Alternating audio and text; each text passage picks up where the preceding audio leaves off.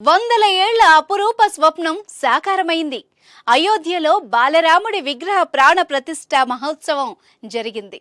శ్రీరాముడు కొలువు తీరనున్న మహోత్సవ ఘట్టాన్ని పండగలా నిర్వహించుకునేందుకు ఊరు వాడ ఏకమయ్యాయి. చిన్న పెద్ద అనే తేడా లేకుండా రాముని సేవలో లీనమవుతున్నారు. ఇప్పటికే ప్రధాన ఆలయాలు, నగర కూడళ్ల వద్ద సందడి వాతావరణం ఏర్పడింది. Gautam neuro care brain stroke, migraine, fits, brain and spine surgeries కి బెస్ట్ న్యూరో సర్జన్. ఆలయాల్లో రాముని కీర్తనలు, భజనలతో దేశమంతా మార్మోగుతోంది. భారీ ర్యాలీల ద్వారా భక్తులు తమ భక్తిని చాటుతున్నారు.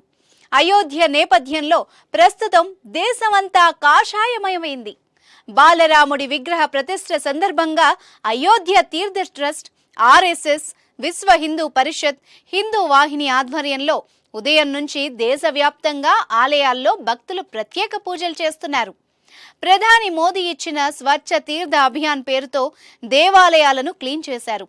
పట్టణాలు, నగరాలు, గ్రామాల్లో ప్రధాన కూడళ్లలో కాషాయ జెండాలు కట్టి అలంకరించారు. బాలరాముని చిత్రాలతో పెద్ద పెద్ద ఫ్లెక్సీలు, భారీ కటౌట్లు ఏర్పాటు చేశారు. ఊరంతా తిరుగుతూ ఇళ్ల గోడలపై జై శ్రీరామ్ అన్న నినాదాన్ని రాశారు. దుకాణాలు కళ్ళు జిగేల్మనేలా ఇళ్ల ముంగిట శోభాయమానంగా లైట్లతో శ్రీరాముని ఫోటోలను ప్రదర్శిస్తున్నారు. ఆలయాల్లో ఆదివారం ఉదయం 6 గంటల నుంచే ప్రారంభమైన రాముని సంకీర్తన ఈ రోజు సాయంత్రం 6 గంటల వరకు కొనసాగనుంది. గ్రామాల్లో 20 మందితో ఒక గ్రూప్గా ఏర్పడి కాలినడకన వెళ్లి రాముని కటౌట్ను ఊరేగిస్తున్నారు. ఆలయాల దగ్గర ఈ రోజు పెద్ద ఎత్తున అన్నదాన కార్యక్రమం ఏర్పాటు చేస్తున్నారు. ఇప్పటికే దీనికోసం భారీగా ఏర్పాట్లు చేశారు భక్తులు. ఈ రోజు సాయంత్రం ఆలయాల దగ్గర దీపోత్సవాలను నిర్వహించేందుకు మహిళలు భారీగా సిద్ధమయ్యారు. భక్తులు తమ తమ ఇళ్ల ముందు దీపాలను వెలిగించాలని సోషల్ మీడియా వేదిక ద్వారా ఇతరులకు సమాచారం చేరవేస్తున్నారు. ఇందుకోసం మహిళలకు మట్టి పాత్రల్ని పంపిణీ చేశారు. ప్రధాన ఆలయాల్లో మైక్ పెట్టి రాముని పాటలు, హనుమాన్ చాలీసాలు పఠిస్తున్నారు.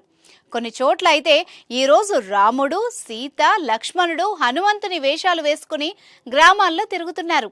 అచ్చం ఆ శ్రీరామమూర్తే తమ తమ గ్రామాల్లోకి వచ్చినట్టు భక్తులు చెబుతున్నారు. మహిళలు కోలాటం ఆట ఆడుతూ సందడి చేస్తున్నారు.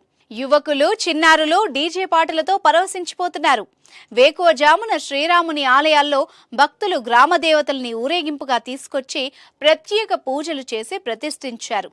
పోతురాజు విన్యాసాలు కొన్ని గ్రామాల్లో ప్రత్యేక ఆకర్షణగా నిలుస్తున్నాయి.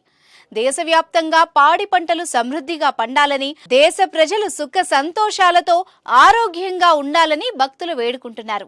సాక్షాత్తు శ్రీరాముడే భూమి మీదకు వచ్చినట్టు అనిపిస్తోందని, ప్రాణ ప్రతిష్ఠ వేళ దేశమంతా రామమయం అవుతోందని భక్తులు చెబుతున్నారు.